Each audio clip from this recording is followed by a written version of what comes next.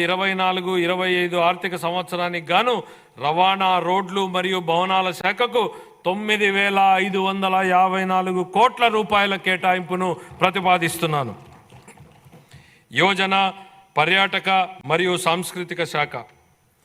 మన రాష్ట్రానికి చెందిన క్రీడాకారులు జాతీయ మరియు అంతర్జాతీయ స్థాయిలో రాణించి రాష్ట్రానికి గర్వకారణంగా నిలుస్తున్నారు. మా ప్రభుత్వం క్రీడాకారులను ప్రభుత్వ ఉద్యోగాలలో 3% రిజర్వేషన్లను ప్రకటించింది. ఇది దేశంలోనే అత్యధికం. మా ప్రభుత్వం ప్రతిపాదించిన ఆర్థిక ప్రోత్సాహాలు కూడా దేశంలోనే అత్యధికం. అందరికీ క్రీడలు ప్రతిభను పెంపొందించడం, స్పోర్ట్స్ ఎకోసిస్టమ్, క్రీడా సంస్కృతి మరియు పర్యావరణ వ్యవసాయ క్షేత్రస్థాయి నుంచి అంతర్జాతీయ స్థాయి వరకు బలోపేతం చేయడం అనే 4 వ్యూహాత్మక స్తంభాలతో కొత్త క్రీడా విధానం 24-29 కాలానికి మా ప్రభుత్వం తీసుకొస్తోంది. ఆర్థిక మరియు సామాజిక అభివృద్ధి కోసం క్రీడలను ప్రోత్సహించడం మరియు ఆరోగ్యకరమైన జీవనం కోసం క్రీడలను ప్రజా ఉద్యమంగా మార్చడంపై మా ప్రభుత్వ క్రీడల విధానం దృష్టి సారిస్తుంది.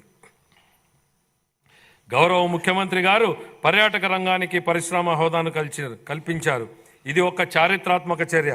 ఇది ప్రైవేటు పెట్టుబడులను గణనీయంగా ఆకర్షించే విధంగా రాష్ట్ర సామర్థ్యాన్ని మరింత పెంచింది. మన రాష్ట్రంలో పర్యాటక రంగం ఉద్యోగాల కల్పనకు ఒక గొప్ప వరం. ఆధ్యాత్మిక పర్యాటక రంగాన్ని ప్రోత్సహించడం ద్వారా పర్యాటక రంగాన్ని అభివృద్ధి చేయడానికి మా ప్రభుత్వం ప్రణాళికలు రూపొందిస్తోంది. పర్యావరణ మరియు వివిధ పర్యాటక ప్రదేశాలను ఏకకాలంలో అనుసంధానించే విధంగా పరిశ్రమ, పర్యాటక రంగాన్ని, సముద్ర తీరక పర్యాటక కేంద్రాలను, ఆరోగ్య పర్యాటక కేంద్రాలను, చారిత్రాత్మక వారసత్వ ప్రదేశాలను అభివృద్ధి చేయడం ద్వారా పర్యాటక రంగాన్ని ప్రోత్సహించడాన్ని మా ప్రభుత్వం లక్ష్యంగా పెట్టుకుంది. 2024-25 ఆర్థిక సంవత్సరానికి యోజన, పర్యాటక మరియు సాంస్కృతిక శాఖకు 322 కోట్ల రూపాయల కేటాయింపును ప్రతిపాదిస్తున్నాం. పోలీసు శాఖ. గత 5 ఏళ్లలో పోలీసు శాఖను నిర్లక్ష్యం చేయడం వలన ఆ శాఖ నైతిక స్థైర్యం మరియు నిర్వహణ సామర్థ్యం తీవ్రంగా దెబ్బతిన్నాయి. ముఖ్యంగా తగినన్ని అలవెన్సులు చెల్లించకపోవడం వలన మరియు ఉద్యోగుల బకాయిలను చెల్లించకపోవడం వలన పోలీసు శాఖ ఉద్యోగుల్లో తీవ్ర ఇబ్బందులకు గురి అయ్యారు. వాహనాల లభ్యత తక్కువగా ఉండడం, గస్తీ వాహనాలకు నిర్వహణ లేకపోవడం మరియు పోలీసు బలగాలను తక్కువ వనరులతో నడిపించడం వలన వారు ఎంతో ఒత్తిడికి లోనయ్యారు. ఇది ప్రజా అవసరాల కోసం మరియు వేగంగా మరియు సమర్థవంతంగా స్పందించే వారి సామర్థ్యానికి ఆటంకం కలిగించింది. సీసీ కెమెరాల నిర్వహణ వంటి సాధారణ పనులకు కూడా గత ప్రభుత్వం నిధులను అవసరమైన మేరకు విడుదల చేయలేదు. ఈ క్లిష్టమైన సమస్యలను గుర్తించిన మా ప్రభుత్వం ఆధునీకరణ మరియు సమకాలీన సవాళ్లకు ధీటుగా పోలీస్ శాఖను సన్నద్ధం చేయడంపై దృష్టి సారించి ఈ శాఖ సామర్థ్యాలను పునరుద్ధరించడానికి మరియు పెంచడానికి నిర్ణయాత్మక చర్యలు చేపట్టింది. నూతన వాహనాలు మరియు అధునాతన పరికరాల కొనుగోలుకు, మౌలిక వసతుల కల్పనకు, పోలీసు బలగాల ఆధునీకరణకు మా ప్రభుత్వం 62 కోట్ల రూపాయల నిధులను ఇప్పటికే విడుదల చేసింది. పోలీసు శాఖకు పూర్వ వైభవాన్ని తీసుకురావడానికి గౌరవ ముఖ్యమంత్రి గారు సమూల మార్పునకు ఆమోదం తెలిపారు. శ్రీకాకుళం, చిత్తూరు, ప్రకాశం మరియు రాజమహేంద్రవరాలలో కొత్తగా ప్రత్యేక 4 పోలీస్ బెటాలియన్లను ఏర్పాటు చేయడం జరుగుతుంది. అంతేకాక 300 మంది మహిళా సహాయక డెస్క్లను మరియు సైబర్ నేరాలను అరికట్టడానికి ప్రతి జిల్లాలో సైబర్ పోలీస్ స్టేషన్లను కూడా ప్రత్యేకంగా ఏర్పాటు చేయడం జరుగుతుంది. మాదక ద్రవ్యాల కేసులో సత్వర పరిష్కారానికి రాష్ట్ర వ్యాప్తంగా 13 ఫాస్ట్ ట్రాక్ NDPS కోర్టులను ఏర్పాటు చేస్తున్నాం. ఆధునీకరించబడిన మరియు తక్షణమే ప్రతిస్పందించగలిగే సమర్థవంతమైన పోలీస్ దళాలను పునర్నిర్మించే దిశగా చేపట్టిన ఈ చర్యలను మా ప్రభుత్వ నిబద్ధతను సూచిస్తాయి. గత ప్రభుత్వ హయాంలో యువత గంజాయి వాడకం విపరీతంగా పెరిగింది.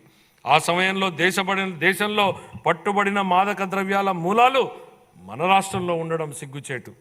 అధ్యక్ష, మాదక ద్రవ్యాల విస్తృత వినియోగ వ్యతిరేక కార్యక్రమంలో భాగంగా మా ప్రభుత్వం మాదక ద్రవ్యాల వినియోగ వ్యతిరేక టాస్క్ ఫోర్స్ను ఏర్పాటు చేసింది.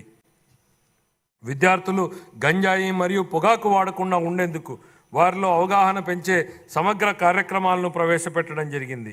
ఈ మాదక ద్రవ్యాలు మరియు పొగాకు వ్యతిరేక కార్యక్రమాలు క్రియాశీలక పాత్రను పోషించేందుకు ఉన్నత విద్యాసంస్థల్లోని 3172 యూనిట్లకు శిక్షణ ఇచ్చేందుకు ప్రణాళికలు రూపొందిస్తున్నామని గౌరవ సభకు తెలియజేస్తున్నాను. 2024-25 ఆర్థిక సంవత్సరానికి గాను పోలీసు శాఖకు 8,495 కోట్ల రూపాయల కేటాయింపును ప్రతిపాదిస్తున్నాను.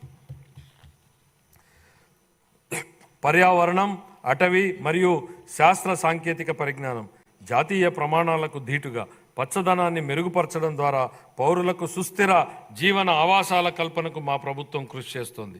ఈ దిశగా వనం ప్రకృతి పిలుస్తోంది, తీర ప్రాంత ఆవాసాల అభివృద్ధి, మడ అడవుల పెంపకం మొదలైన పథకాల ద్వారా స్థిరమైన ఆదాయ కల్పన జరుగుతోంది.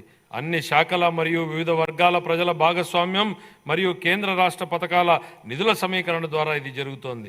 పరిశుభ్రమైన మరియు ఆరోగ్యకరమైన నగరాల కోసం బహిరంగ ప్రదేశాలలో పచ్చదనాన్ని ఇచ్చే నగర వనాలను నిర్వహించడం మరియు విస్తరించడం ద్వారా వాతావరణ మార్పులను తట్టుకునే నగరాలను అభివృద్ధి చేయడానికి నగర వనం పథకాన్ని మా ప్రభుత్వం అమలు చేస్తోంది. 2024-25 ఆర్థిక సంవత్సరానికి గాను పర్యావరణ, అటవీ, శాస్త్ర సాంకేతిక శాఖకు 687 కోట్ల రూపాయల కేటాయింపును ప్రతిపాదిస్తున్నాను. 2022-23 ఖాతాలు. ఆంధ్రప్రదేశ్ అకౌంటెంట్ జనరల్ వారు ఖరారు చేసిన ఆర్థిక లెక్కల ప్రకారం 2022-23 ఆర్థిక సంవత్సరానికి గాని రెవెన్యూ లోటు 43,488 కోట్ల రూపాయలు మరియు ద్రవ్యలోటు 52,509 కోట్ల రూపాయలుగా చెప్పడం జరిగింది. రెవెన్యూ లోటు మరియు ద్రవ్యలోటు వరుసగా 3.3% గాను 3.98% గాను ఉన్నాయి. 2023-24కు సవరించిన అంచనాల ప్రకారం 2023-24 ఆర్థిక సంవత్సరానికి రెవెన్యూ వ్యయం 2,12,450 కోట్ల రూపాయలు కాగా మూలధన వ్యయం 23,330 కోట్ల రూపాయలు. 2023-24